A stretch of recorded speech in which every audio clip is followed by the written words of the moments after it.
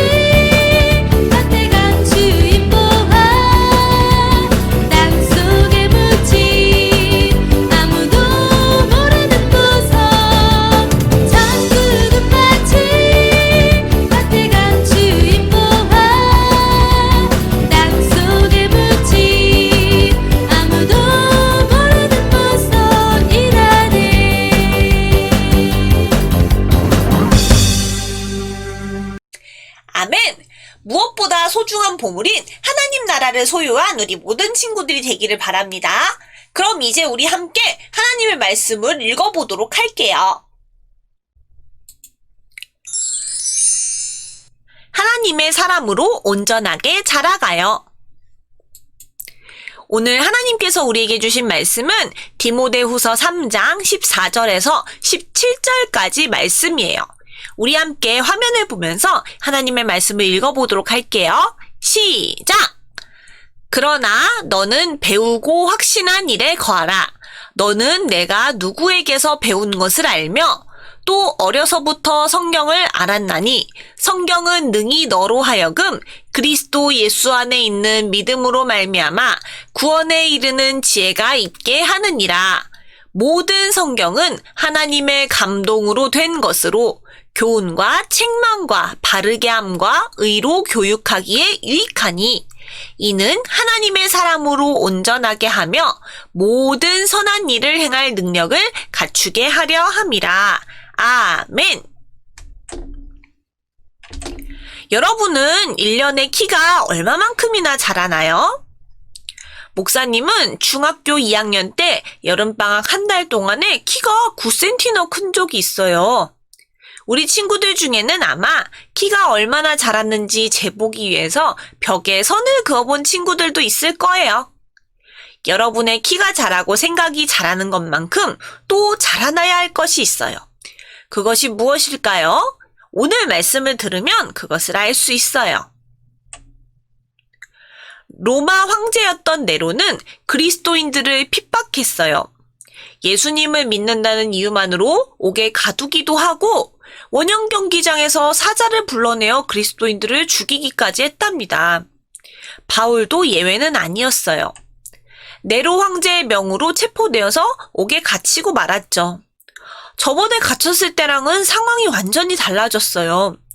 사슬에 매어서 차디찬 지하 감옥에 갇힌 신세가 되었죠. 그러나 바울은 슬퍼하지도 무서워하지도 않았어요. 도리어 자신이 아들처럼 아끼고 사랑했던 디모데에게 마지막일지도 모르는 편지를 쓰면서 복음과 함께 고난을 받으라고 가르쳤어요. 복음을 위해서라면 고난받는 것을 두려워하지 말라는 뜻이었죠. 그리고 디모데에게 또 당부한 것이 있어요. 그것은 바로 배우고 확신한 일에 거하라는 것이었죠. 이게 무슨 뜻일까요? 바울은 세상의 끝날이 다가올수록 사람들이 점점 더욱 악해질 것이라고 했어요. 그러면서도 사람들이 겉으로는 경건한 척하면서 경건의 모양새는 갖추지만 속은 경건하지도 않고 정작 경건의 능력은 믿지 않을 거라고요. 그리고 믿음을 버리고 하나님의 말씀에 맞서는 사람들도 나타날 것이라고 했어요. 이렇게 세상이 악해질수록 사람들이 하나님의 말씀에 맞설수록 경건하게 살고자 하는 그리스도인들은 사람들에게 더욱 미움을 받게 된다고요. 그렇지만 그들과 달리 디모데에게는 어려서부터 듣고 자랐던 하나님의 말씀이 있었죠.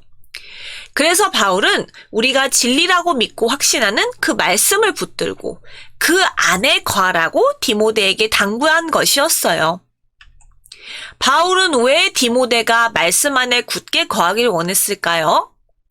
하나님의 말씀인 성경은 예수님을 믿는 믿음으로 말미암아 구원에 이르는 지혜를 우리에게 주기 때문이에요. 이 사실을 우리가 꼭 기억하고 있으면 세상 그 누가 우리의 믿음을 비웃고 핍박해도 흔들리지 않을 수 있어요. 성경이 이처럼 우리에게 구원에 이르는 지혜를 줄 수 있는 이유는 무엇일까요? 성경은 바로 하나님의 영감으로 된 것, 즉 하나님께서 친히 우리에게 주신 말씀이기 때문이에요. 하나님의 말씀은 우리를 가르치고 잘못을 뉘우치게 하고 우리를 바르게 살게 하고 의를 따라 살아가도록 우리를 이끌어 주세요.